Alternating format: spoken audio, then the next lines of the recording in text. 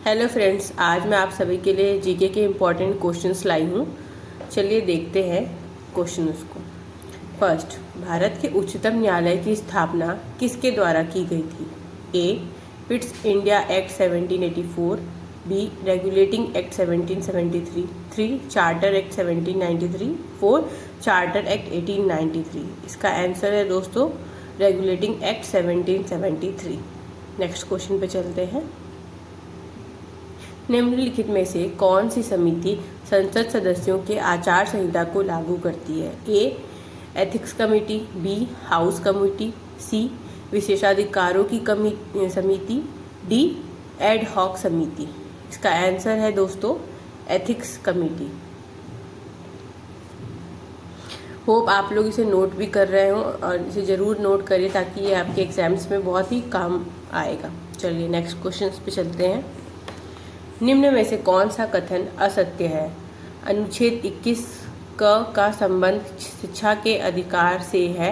शिक्षा का अधिकार अधिनियम को 2008 में संसद ने पास किया था। सी. इसमें 6 से 14 वर्ष तक के बच्चों को मुफ्त शिक्षा दी जाती है। डी. शिक्षा का अधिकार अधिनियम 86वें संविधान संशोधन को पास कर बनाया गया था। आंसर है दोस्तों शिक्षा का अधिकार अधिनियम को 2008 में संसद ने पास किया था। नेक्स्ट क्वेश्चन, निम्न में से कौन सा अनुच्छेद सुमेलित नहीं है? अनुच्छेद 315 संघ तथा राज्यों के लिए लोक सेवा आयोग का गठन, अनुच्छेद 316 संसदों की नियुक्ति और कार्यकाल, अनुच्छेद 320 लोक सेवा आयोग के कार्य, डी. अनुच्छेद 322 लोक सेवा आयोग के सदस्यों की बर्खास्तगी। आंसर है दोस्तों डी.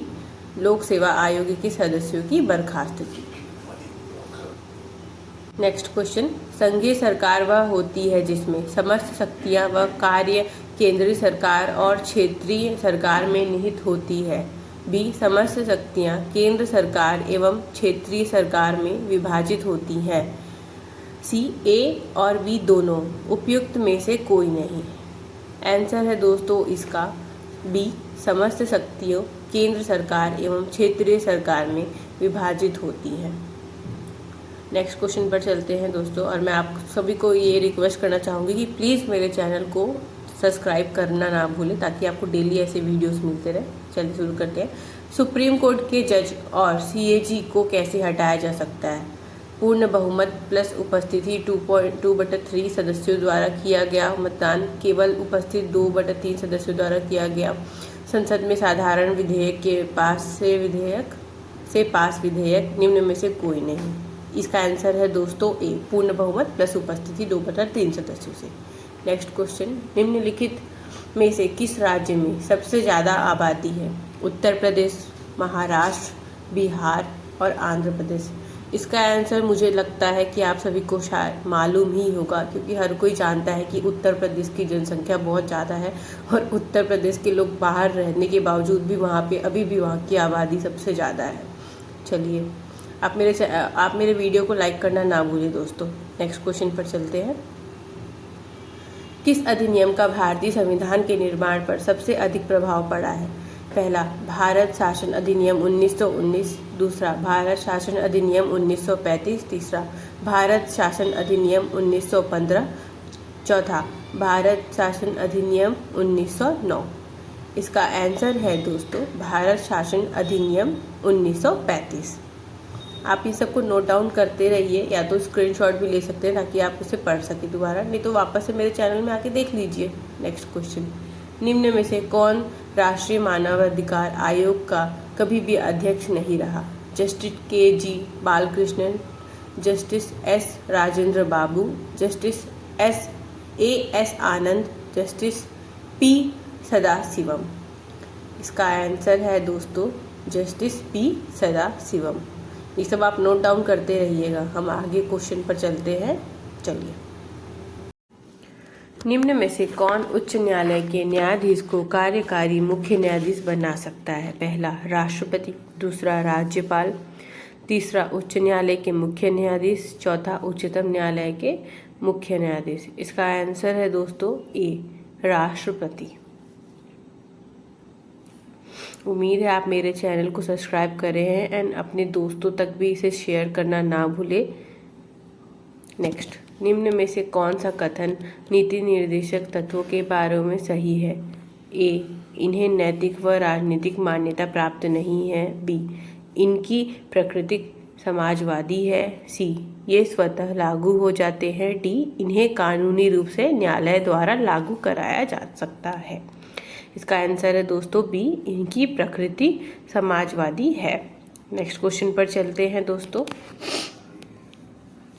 निम्न में से यह अधिकार प्राप्त है कि वह उच्चतम न्यायालय की पीठ देश में कहीं और स्थापित करा सके। ए, सुप्रीम कोर्ट के मुख्य न्यायाधीश को।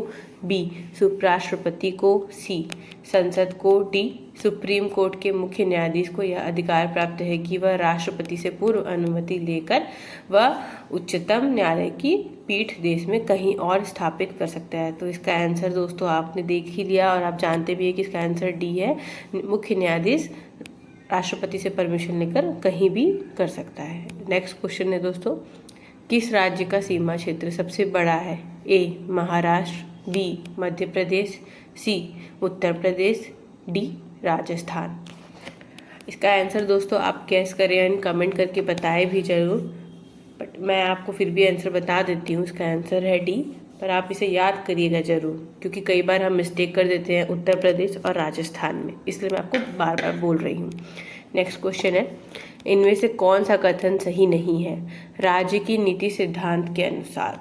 ए, समान कार्य के लिए समान वेतन और यह आर्थिक क्षमता एवं विकास के भीतर। बी, कार्य के अधिकार प्राप्त करने के लिए प्रभावी व्यवस्था करना। सी, बेरोजगार के मामले में शिक्षा व सार्वजनिक सहायता करना। डी, कार्य की समान स्थितियां जीवन और उद्योगों में सहभागिता करने का प्रयास न करना।